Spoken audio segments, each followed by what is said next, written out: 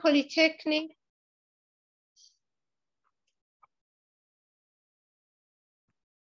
Tehran Polytechnic, which is now called Amir Kabir University.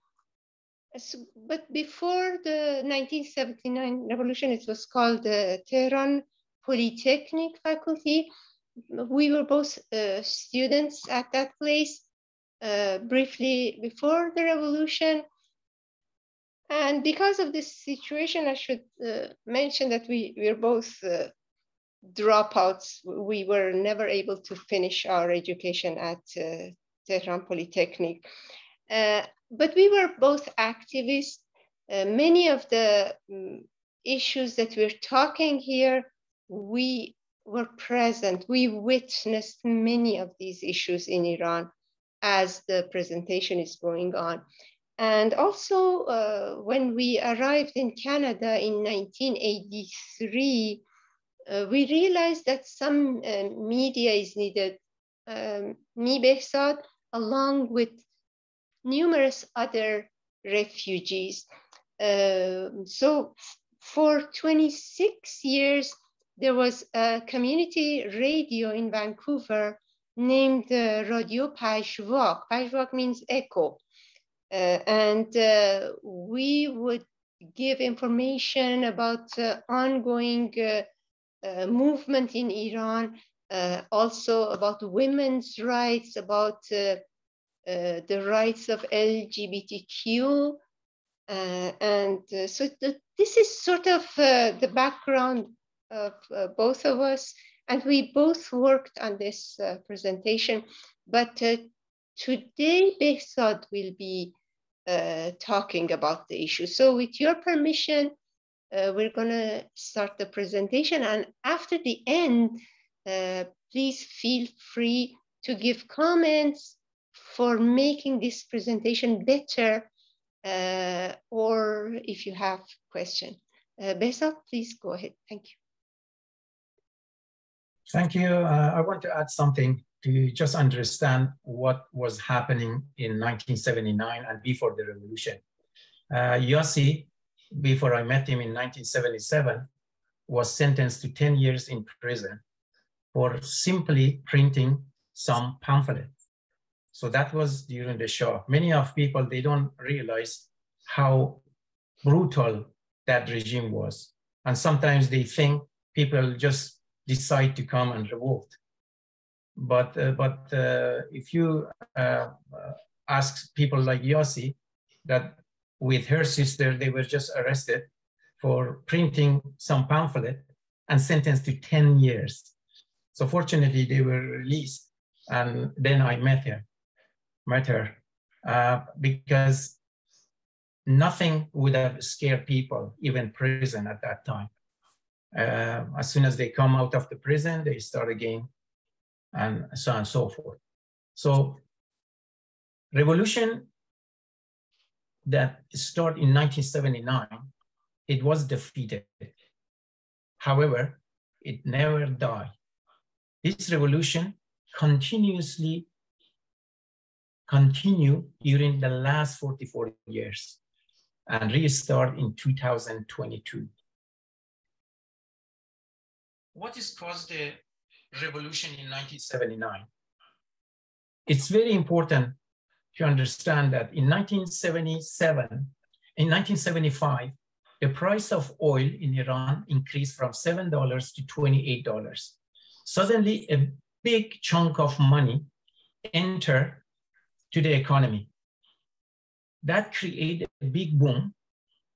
And suddenly, lots of peasants from different villages, they came to Tehran and big cities and create shanty towns around the city because of the demand for work and for workers. And these people were working for a couple of years, and then the economy has a big inflation and a slowdown, and the government decide to demolish these shanty towns, which happened in 1977. And they attack. For example, in Tehran, you can see this book, it's about 14 areas, shanty towns around Tehran, that many students, including Yossi and myself, we were just going there to create report and so on and so forth, and learn about what is this fight all about. The fight was about their house. They want to demolish it and send them back to the village as if they were just, required 2 years and now go back home. And there was a big resistance. They were burning the bulldozer of the cities. The police, they come and they were attacking them. So it was a big resistance in 1977. And that was the seed of the 1979 revolution. After this big fight and in 14 shantytown, we have the sitting of the University of Industrial, which is they call it Sharif University. They sat down there for a day, and then after that, they marched towards the revolution square, they call it now. At that time, it was Bisharistan. And that was another stage of that revolution. However, because of all the Cold War area situation, they decide to bring the clergy and make them the front of this revolution. Because if you recall, during the Cold War, the Soviet Union was the big enemy. So they create a big green belt around Soviet Union by the reactionary for the force of Islamists. And just give you a statistic, 7 years before the revolution in Iran, the number of mosques in Tehran increased 7 times of the total amount of mosques that we have in the last 10 years before that. And there was a reason. While all the parties are banned, mosques were free. You could go there every Friday, and there were all these mullahs be able to talk and gather people. So when in 1977, they figured out that this revolution is going to start, and especially with the revolt of the Shanti towns and also the sitting of the university, they wrote that article and bring home the center of clergy into the center. At the beginning, nobody realized. However, the 14th day of the home anniversary, when Tabriz came, it was obvious that the new clergy movement has been pushed in order to lead this revolution. At that time, we were young. I mean, 22 is very young to understand all this, but we knew something is happening, something is changing. Even I remember Yossi was asking, who's this idiot Khomeini? Where does it come from? And I explained, oh, Khomeini is this and that. So many people, they didn't even know who's this Khomeini, especially even activists like Yossi. So the movement carry on every 40 days is very important to understand compared to the current revolution, that we see every day people are now in the street. And then when they found out that Shah is not capable of combating this revolution, because the total activists during the Shah was in a country of 36 to 40 million, were about 6,000. Suddenly, during the revolution and after the revolution, more than 2 million activists came to the street. So for sure, the army and all the Savak and that organization was not enough in order to combat such a big force. So they need more complicated, more aggressive, more brutal.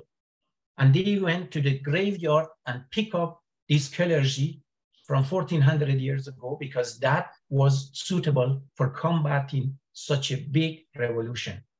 And they were successful because they come, arrange it. They have a deal with the Khomeini. He was supposed to gain the power. They give them Savak and everything. All the arrangement was done, except one thing. 3 generals of the Shah revolt. They didn't accept that. Even when Hawaizer, the the representative of US came to Iran, talked to all the generals, everybody accept, including these three. However, they talked to each other and they said, we are not going to accept it. So what happened is when the Air Force cadets revolt, these three generals sent the force to combat it. And they said, we're going to bombard them and destroy them. As soon as the news spread in the town on February 9, people came to the street. You can see the picture. I remember all streets were barricades. When the tanks came, the first tank was shot down with a cocktail Molotov, and that was it. This is the elite forces of Shah that we were sent to combat this Air Force, and they were defeated. When they were defeated, that's it. People attacked the police station,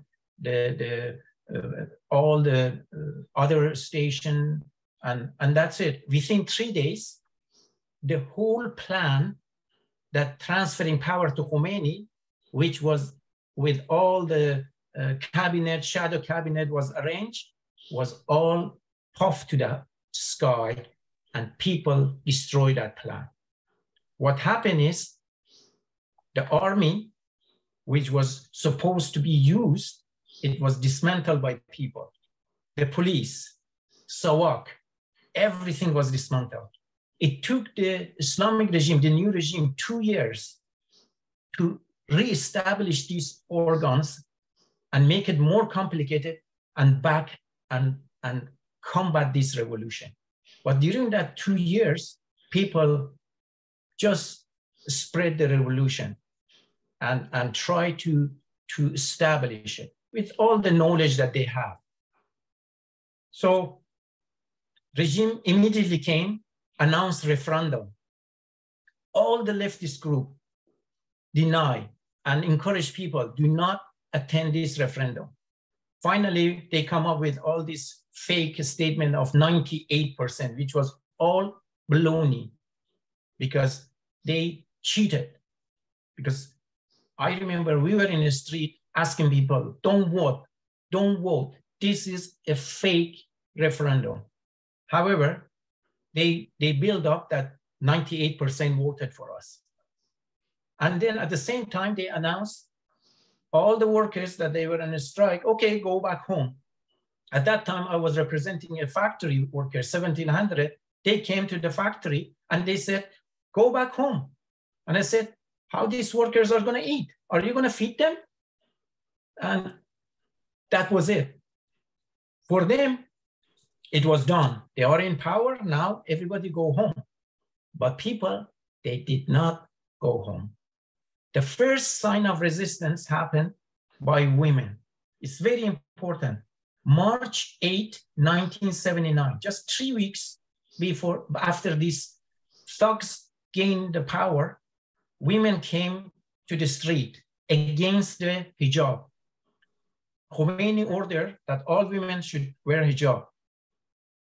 40 to 50,000 women, they came in the street of Tehran, while many men were holding the demonstration.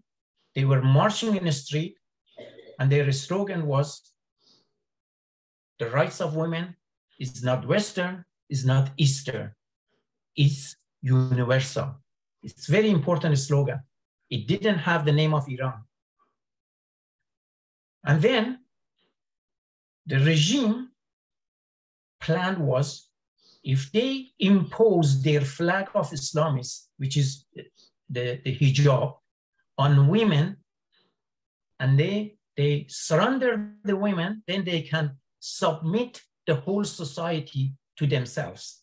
Because they said women are 50%, and if we combat them and make them surrender, then the rest of society is very easy target. But with that, they imposed other value, patriarchal value, gender apartheid. That's why the LGBTQ sentenced to death, because the binary gender policy was imposed. Either you are female or male. There is no other choice. Either you have an operation, change your sex or you are dead. That's why the women's rights and LGBT rights was very, very tied together. And you cannot separate them, because by imposing patriarchal value, you have to impose binary sexual value. And that's the reason that these two are tied together in Iran. Arrival of Soviet forces in Afghanistan, rise of the Islamists, which make the Taliban, suddenly everybody saw around the world, women came with the hijab. And nobody thought or asked, where is this hijab coming? Muslims have been living in Europe and in Western country for 200 years at least. Why suddenly they came?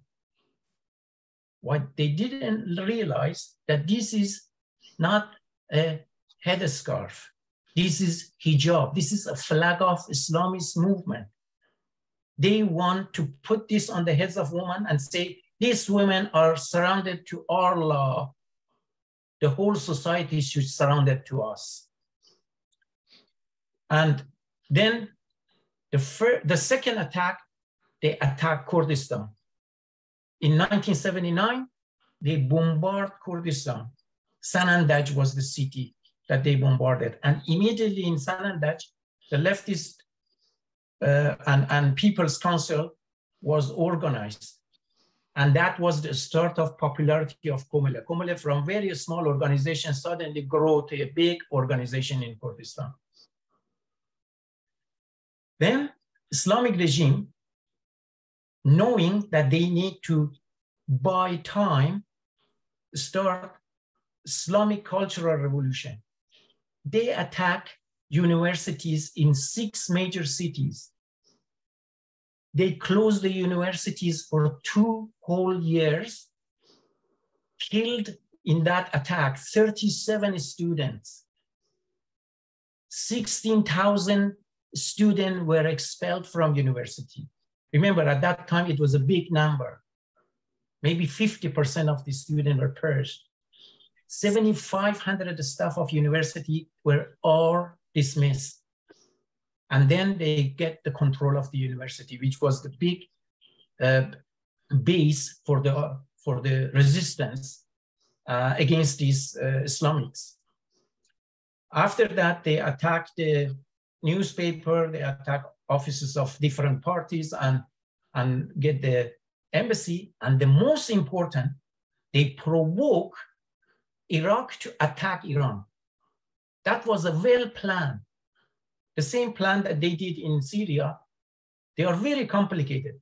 They provoke, they send troops to Iraq, claiming that, Saddam Hussein is kafir and we have to export our revolution, and all this provocation, and Iraq attack. And that was like, as Khomeini said, it was fruit from heaven. Because with that, they provoked the nationalistic theme among the Iranian, and they were able to kill the big resistance. I remember me and Yasser were part of the anti-war movement at that time. We were organizing the people that they are running from the war in south of Iran. In Shiraz, they have to use water cannon in order to disperse the Friday prayer because people are shouting against the clergy. However, all was dismissed because of this provocation of the nationalistic movement, because war, as Khomeini said, was a fruit from the heaven. They were able to combat the revolution. And the final attack 2 years after the revolution was when Khomeini ordered in June 20, thousands of people killed. He ordered, these are all kafir. The picture that you see is from Tehran.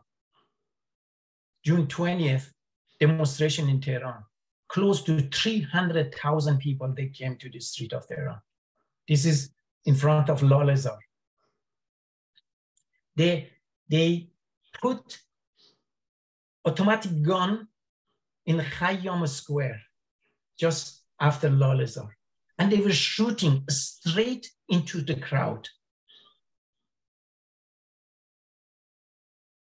From 1981 to 83, more than 11,000 people were killed. Every day you open the newspaper, you see the name of 100 people. They didn't even have time to ask the identity of people. At that time, my name was Akbar Hashemi. My roommate was executed under the name of Akbar Hashemi. They didn't even have time to ask him what is his real name. They announced it in the newspaper.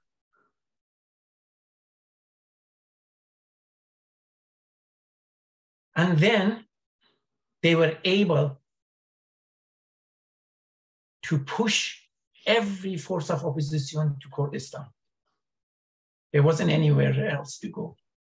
So people all moved to Kurdistan. In Kurdistan, for a few years, they still have free area. Creation of the Communist Party of Iran, which was united with Komele and all these leftists that they came from different, that was a big boost in moral at that time, because people are all, desperate to see something in order to give them hope. And that was a big hope. And I have some of the picture of those free area in Kurdistan. And the ironic thing is, all the political prisoners that they were released during the revolution, many of them, they were executed by Islamic regime. That means whatever Shah was not able to do, Islamic regime did. So Islamic regime his mandate was finish the work that Shah regime was not capable of. And this is a fact. That's why I wrote, some of the people said, maybe in the future, our children are going to say, why did you have a revolution? I said, yeah, if we defeat now, children, they're going to see a brutal regime worse than Islamic regime. Because with 80 to 90% of people in the street, the next dictator, if we get defeated, it will be 100 times more brutal than Islamic regime. So that's why important that we do not let this revolution to get defeated. A defeated revolution is not going to be praised. It's going to be massacred. And this is Khawaran. Many prisoners executed in 1988. But even before that, 1981, 1982, 1983, 84, they were buried here with no graveyard. One of them is Diasi's sister, by the way. June, the start of 2009 revolution. During all this period, the revolution was continued. Why? How? Because anytime there was a demonstration, people were saying, regime is going to fall. They were chanting. You don't see it anywhere in the Western world, or even the adjacent country, in Turkey, for example, that if there is a demonstration, they are saying, oh, the government is going to collapse. Only in Iran, every day that people are wake up, every time there is a demonstration, people are saying this government is going to be finished. This is the reason that revolution was continuing, because the desire of people for change never defeated. Their power was defeated. So the June 2009, under the "Where is my vote?", people came to the street. They used reformists, which is the faction of the regime, as an excuse to come to the street. They mobilized it.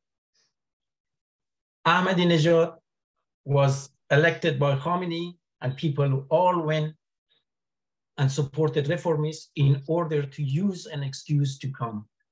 They didn't have that much power after the massacre of 90s to come independent.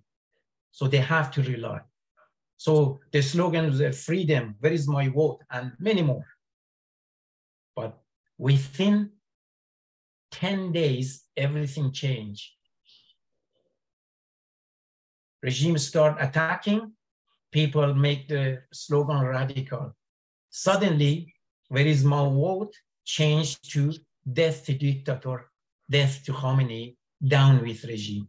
At that time, reformist leader, they realized that's it. They cannot carry on. They hold back and they lead people. People were very reliable on these reformists, and that was the reason that 2009 uprising was defeated. What is specific about 2009 uprising, revolutionary uprising, was this was the first revolution that used social media. At that time, Facebook, Twitter, to extend the freedom of humanity. In 2010, under the influence of this revolution, the Arab Spring started. And you know what happened, at least during the Arab Spring, but that was the influence of that. The other thing that this revolution brought is women revolution. The concept of women revolution created at that time. And the second was the slogan of workers that they came. As workers, slogan, one of them says, we do not live to work. We do work to live. This is like a poetry, but that was very related to women life freedom revolution now. From 2009 to 2017, there were lots of things happening. The sanction was removed. Lots of money went to revolutionary guards. They hired lots of thugs in Iraq, in Lebanon. They did everything they could do.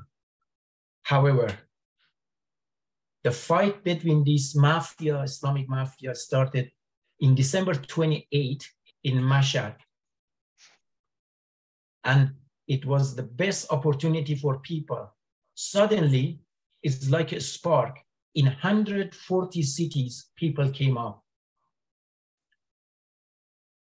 The media at that time called it the revolt of hungry people. And it was. It was because many people were killed, and Revolutionary Guard, with the help of proxies in Iraq and Lebanon and Afghanistan, suppressed this uprising. But the most important of this was the slogan of no to reformists came forward. For the first time, they said no to reformists, no to fundamentalists, the game is over. So the revolution, the current revolution, when the people stand on their feet and they said, we are gonna take this in our hand, independent from any faction of these thugs, start in 2017 with that uprising. Then from 2017 to 2019, lots of workers, leaders, they came up. They showed their face. Some of them, even they were tortured. I remember Ismail Bakhshi was tortured to confess that he's a member of Workers' Communist Party. It was all torture and forced come up to the TV. However, it also created lots of leaders with their open face, their position, and society, Iranian community realized that they have lots of leaders. They don't have to worry about leaders. These are the picture of some of those leaders that they came from 2017, 2019, especially. And many of these figures are critical in the current revolution. So the shock doctrine, as you can, it is terminology that Naomi Klein used, and exactly what they did in Iran. In November 2019, the RRI, Islamic regime, decided to follow the IMF recommendation and double and triple the price of gas. Suddenly, it sparked a big uprising. 142 cities, within 24 hours, they came to the street. 420 people were killed. They closed the internet for 5 days. No reporters, nothing. And they killed people. Later on, it was confirmed that 1,500 people have been killed. Many of them are still unrecognizable because they hide their corpse. They didn't want people to bury them and make another case. So what you see these last 3 days in Iran is the anniversary of this, the anniversary of Aban. And that's why people came. And I remember one of the mother of the victim at that time says, "We make Aban your nightmare." And I believe what she said, because it is the nightmare of the regime. These 3 days, and Kabadi people spreading the revolution to many cities, it shows that they make Aban the nightmare of the regime. So the higher gas price and shock doctrine that they want to impose, the austerity on people's lives, came up with a big resistance. More than 60 army bases, many clergy centers and banks were attacked and burned, and demonstrators were shouting death to dictators. It was called for general strike, and also lots of things happened. However, it didn't spread, mostly because I think it wasn't ready for such a big action in such a short period of time.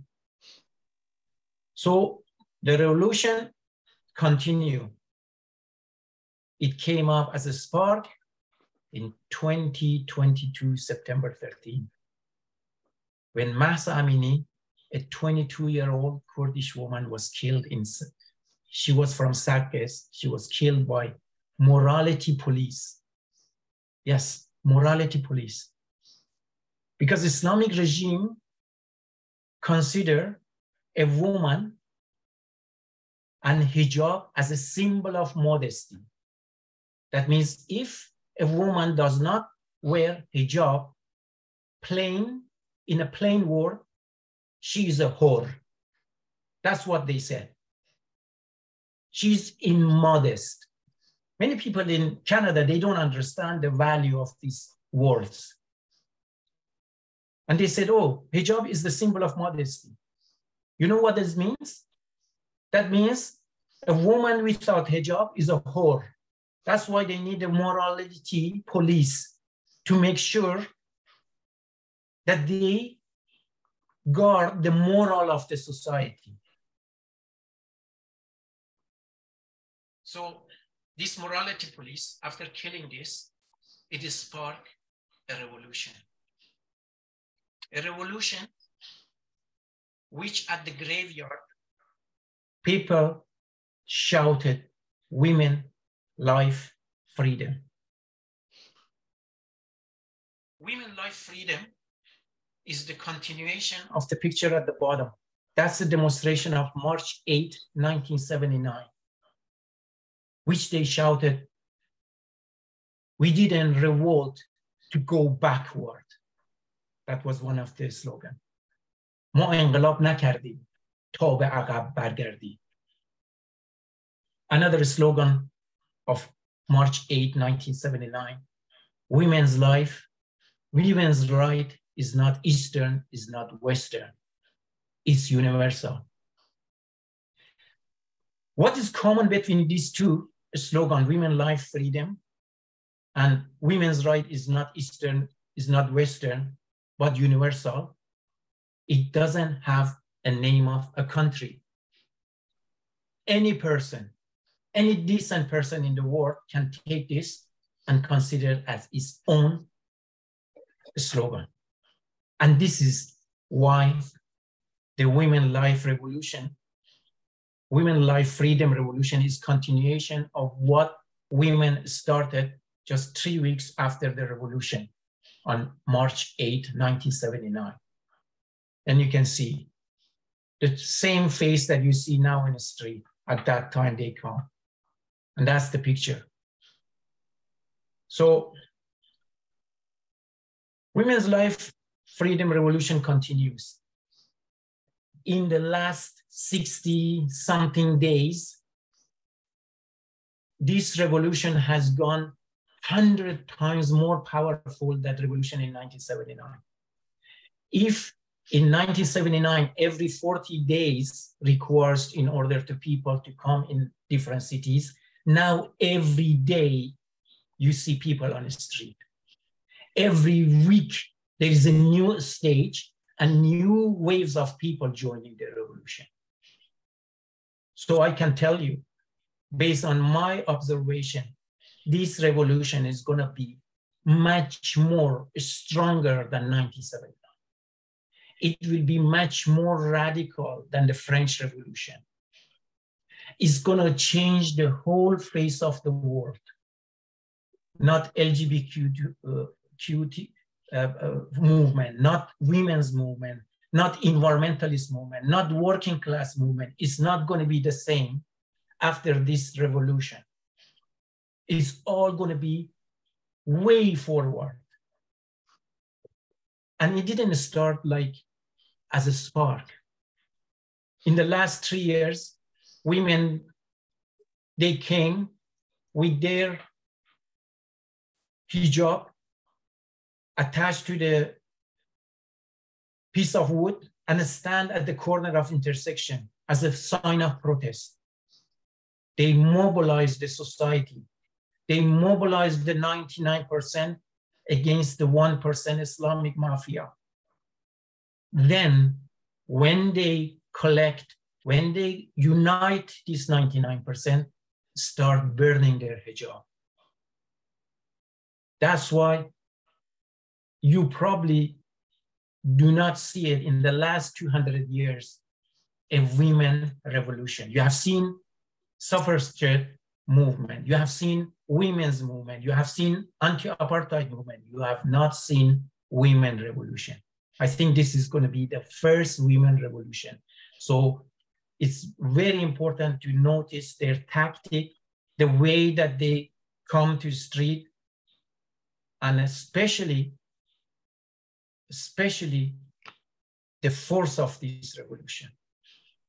More than 15,000 people have been killed. Close to 400 people. Every day is adding. What I wrote last week is not true anymore. Unfortunately, more than 400 people. More than 50 children have been killed. These are students at high school. Children, small children that they have been shot by these thugs, Islamist thugs. And every 2 or 3 weeks, the revolution enters a new phase. Outside of Iran, it's like a referendum. Just in Vancouver, 30,000 Iranian out of the 50,000 Iranian community living in BC, they came to the street of downtown. And every city is like that. It's like a referendum. All politicians, they saw that more than 85% of Iranians, they don't want this regime. And that was a big pressure. That was a big support. That's why you can see all the governments start cutting their relation. The slogan of boycotting Islamic regime now is popular. 3 years ago, nobody dared talk about that. Now they talk about Islamic regime has to be kicked out from every center, from every occasion. And just give you one example, Macron, the president of the France, shake hand 2 months ago in New York with Raisi. A week ago, under the pressure of this revolution, he announced that the revolution is happening in Iran. This is the power of this revolution. In 2 months, he forced a president of the big country like France to apologize for shaking hand with Raisi. So this revolution belongs to the world. It doesn't have any name attached to it on its slogan. This is the revolution of 99% Iranian people against the 1%. This is about life. This is about women's rights. This is about every value of the gender patriarchal society.